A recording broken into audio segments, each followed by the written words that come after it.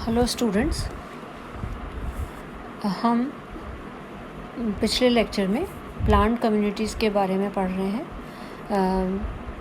पिछले लेक्चर में हमने प्लांट कम्युनिटी का कंसेप्ट क्या होता है, किसे हम कम्युनिटी कहते हैं और उसकी मेन कैरेक्टरिस्टिक फ़ीचर्स क्या हैं, मुख्य विशेषताएं क्या होती हैं किसी भी कम्युनिटी की, उनके बारे में पढ़ा था। आज हम ये बात डिस्कस करेंगे कि कम्युनिटी की नेचर क्या होती है और कम्युनिटीज़ नेचर में किस तरीके से एग्जिस्ट करती हैं, उनके जो पैटर्न्स हैं वो किस टाइप के होते हैं और वो कम्युनिटी का नेचर क्या होता है, उनको हम किस तरीके से क्लासिफाई कर सकते हैं। जहाँ तक कम्युनिटी के नेचर की बात है, दो तरीके के व्यूज़ इसमें दिए गए हैं। पहला व्यू जो क्लीमेंट्स ने दिया था वो ऑर्गेनिज्मिक व्यू कहलाता है, या हम इसको कम्युनिटी यूनिट कंसेप्ट के नाम से भी जानते हैं। इसको डिस्क्रीट व्यू ऑफ कम्युनिटी भी कहा जाता है, जहाँ पे कम्युनिटी को ये बताता है कि हर कम्युनिटी जो है वो एक इंटीग्रेटेड यूनिट है विद डेफिनेट बाउंड्री।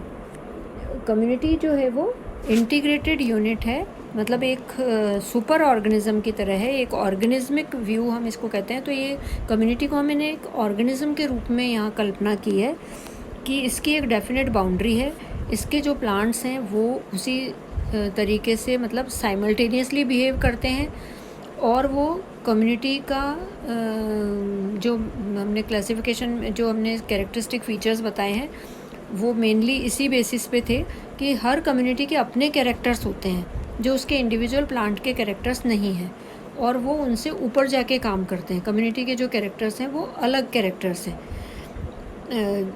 यहाँ जैसे जो जिन प्लांट से मिलके कम्युनिटी बनी है उसके कैरेक्टर्स के अलावा भी कुछ कैरेक्टर्स हैं, उसके कैरेक्टर से ऊपर कम्युनिटी के कैरेक्टर्स होते हैं, और community as a whole, as a super organism behave करती है नेचर में। जहाँ ये कम्युनिटी पाई जाती है वहाँ के जो एनवायरमेंटल ग्रेडियंट है, एनवायरमेंटल फैक्टर्स हैं, उनमें जो बदलाव आ रहे हैं उसके हिसाब से ये कम्युनिटी मूव करती है।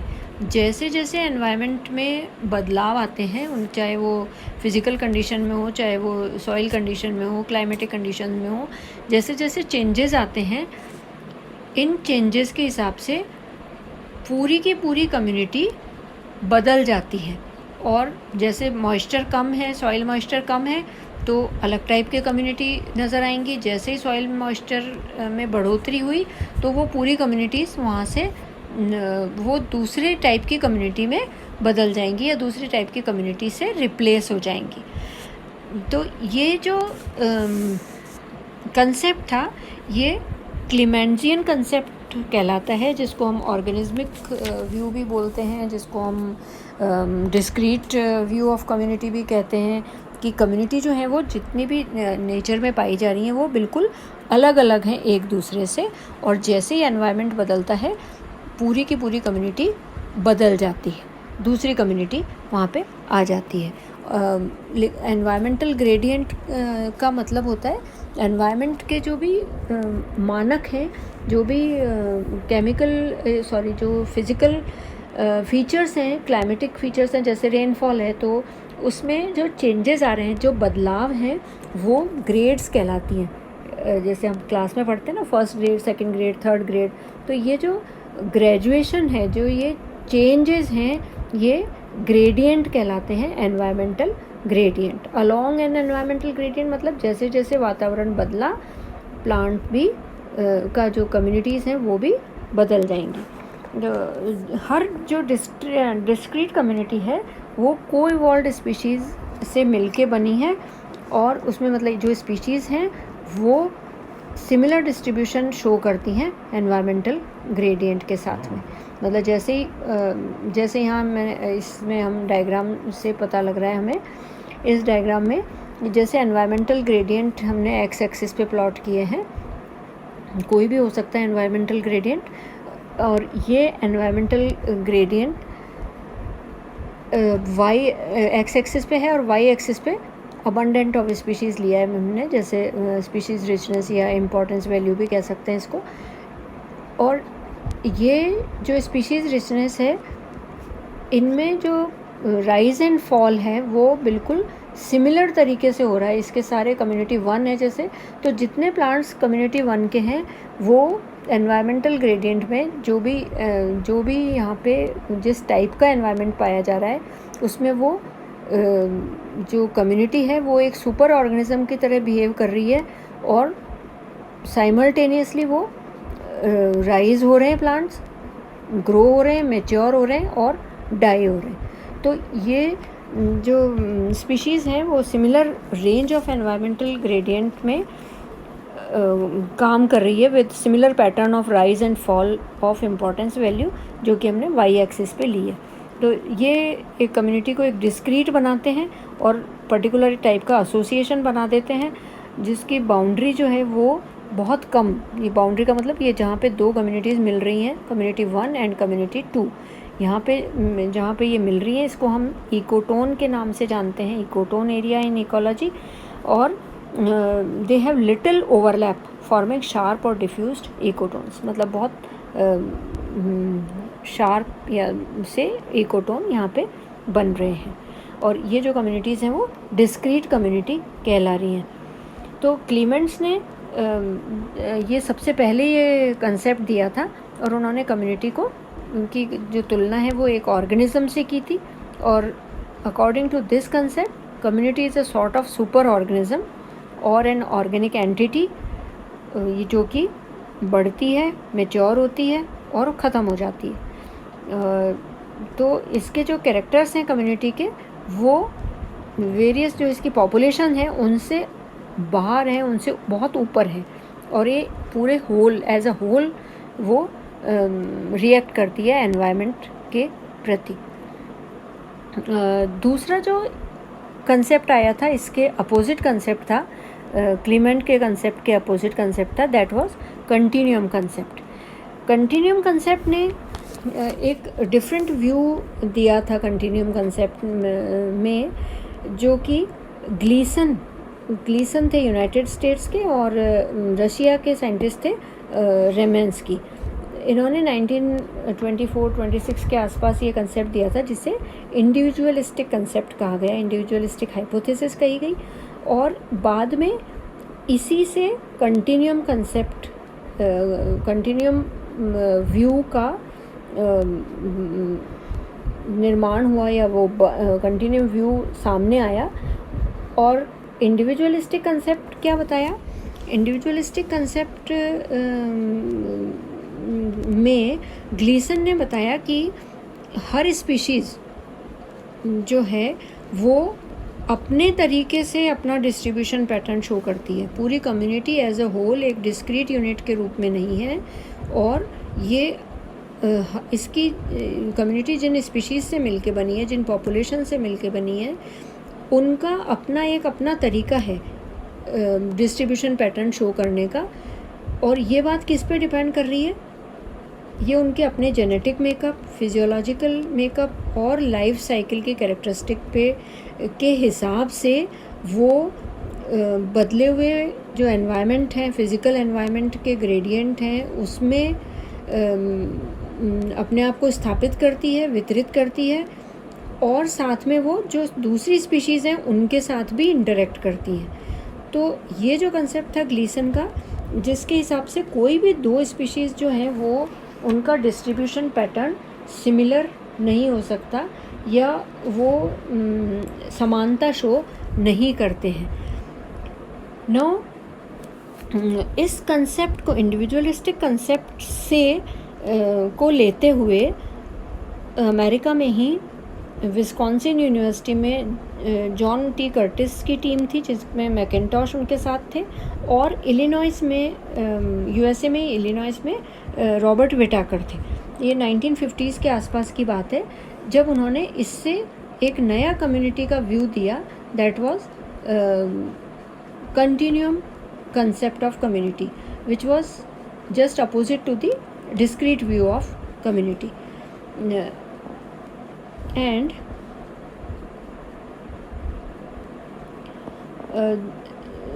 according to this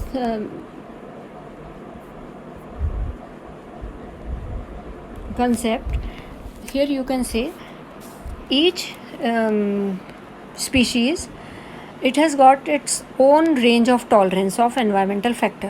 her environmental factor की एक को सहन करने की इनकी जो सीमा है, शक्ति है, वो अलग अलग होती है हर प्लांट की, और वो उसी के हिसाब से उस एनवायरनमेंट में ग्रो करता है या सरवाइव करता है. तो जो स्पीशीज़ हैं वो एक मतलब ग्रुपिंग नहीं बनाती, डिस्क्रीट यूनिट की जैसे ग्रुपिंग नहीं बनाती जैसे करेक्टर डिस्क्रीट यूनिट कंसेप्ट में था. और दूसरे शब्दों में डिस्ट्रीब्यूशन और अबंडेंस जो है स्पीशीज़ की पॉपुलेशन की, वो इंडिपेंडेंट है, दूसरी स्पीशीज़ से इंडिपेंडेंट है. हम यहाँ देख सकते हैं कि जैसे हमने एक एनवायरनमेंट का एक फैक्टर लिया मॉइस्चर, और ये मॉइस्चर ग्रेडियंट बताया. इसका मतलब ज़्यादा मॉइस्चर से कम मॉइस्चर, मॉइस्ट से ड्राई की तरफ 1 से लेके 10, ये ग्रेडेशन है मॉइस्चर में, ये ग्रेडियंट कहलाता है. इसके हिसाब से जो प्लांट्स हैं उनकी डेंसिटी, फॉरेस्ट में जैसे बहुत सारे प्लांट्स हैं तो उनकी डेंसिटी के हिसाब से ग्रुप्स बनाए, और ये डेंसिटी के हिसाब से हर प्लांट, हर स्पीशीज़ का अपना एक रेंज ऑफ टॉलरेंस है. जैसे पहली सपोज़ अपन यहाँ पे देखें, मॉइस्ट में 1 से लेके, ये जो स्पीशीज़ है वो 1 से लेके और 5 मॉइस्चर ग्रेड तक मैक्सिमम इसने डेंसिटी बताई अपनी, और उसके बाद में जब मॉइस्चर ग्रेडियंट ये 9 के आसपास पहुँचा तो उसकी डेंसिटी सबसे कम हो गई. इसी तरीके से कोई और दूसरा प्लांट है तो उसकी 3 के आसपास से लेके उन्होंने 4 जब मॉइस्चर ग्रेडियंट था तब मैक्सिमम डेंसिटी बता दी, और फिर वो 5 पे ख़त्म हो गया. तो ये इसकी नैरो रेंज ऑफ टॉलरेंस थी. और इन प्लांट की जो पहले देखे अपन ने 1 से लेके 9 तक, इनकी वाइड रेंज ऑफ टॉलरेंस है. तो इसी में इन्होंने अपना लाइफ सर्वाइव की डेंसिटी बढ़ी और उसके बाद में कम हो गई. और किन्हीं भी दो स्पीशीज़ की सिमिलर हमें पीक नज़र नहीं आ रही है. सबका अपना इंडिविजुअल अलग अलग रेंज ऑफ टॉलरेंस है, अपना अलग जेनेटिक मेकअप है, अपना अलग फिजियोलॉजिकल मेकअप है, लाइफ साइकिल है. उसके हिसाब से ये एनवायरमेंटल ग्रेडियंट में सरवाइव कर रहे हैं. वेजिटेशन जो है किसी भी जगह की, वो 2 बातों पे निर्भर करती है. एक तो वहाँ का जो वहाँ के प्लांट्स हैं वो किस तरीके के हैं, मतलब उनका आपस में कैसा इंटरेक्शन है, और दूसरा जो वेरिएबल जो वहाँ का एनवायरनमेंट है वो कितना फ्लक्चुएटिंग या वेरिएबल एनवायरनमेंट है. और इसके साथ में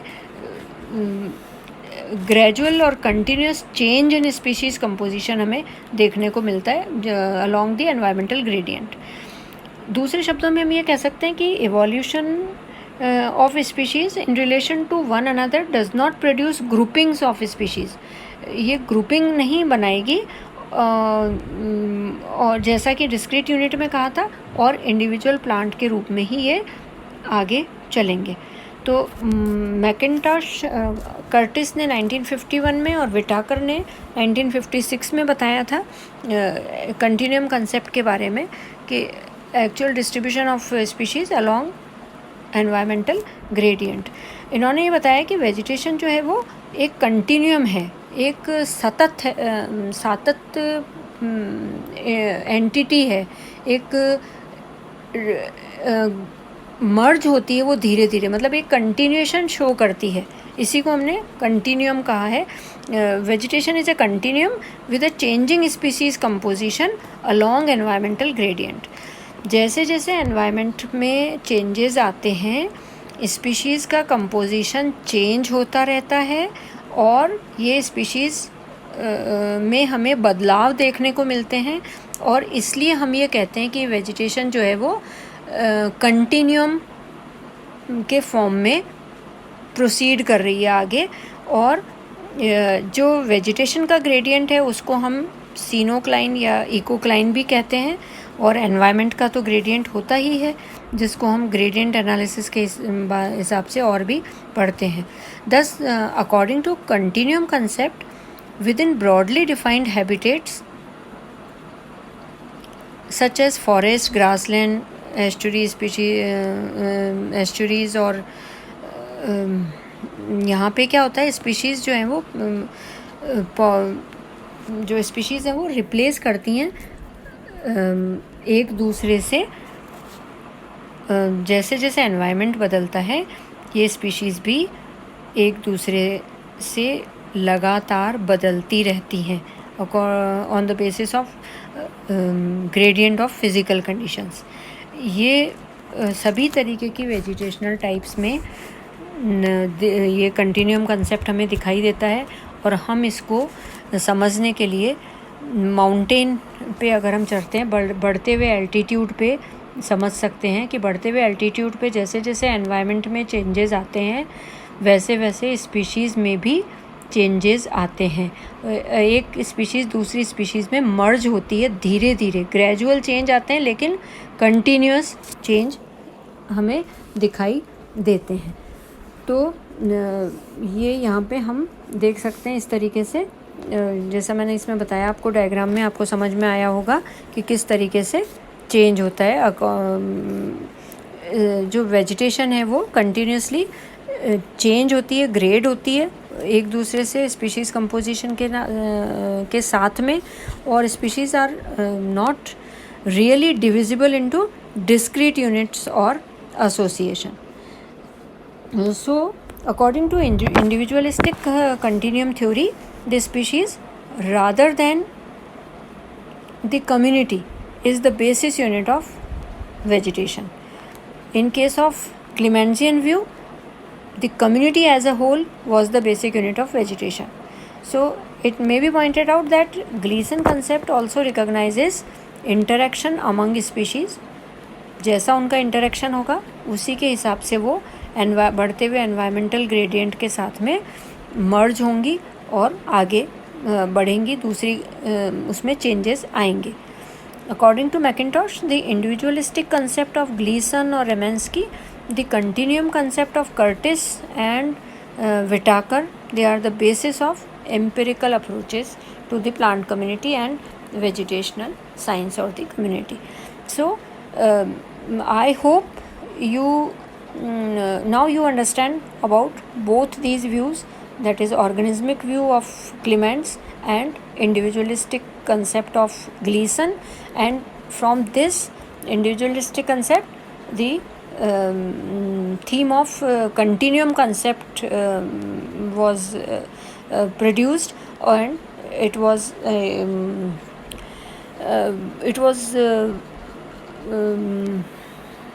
known for all the types of the vegetation types. Thank you very much.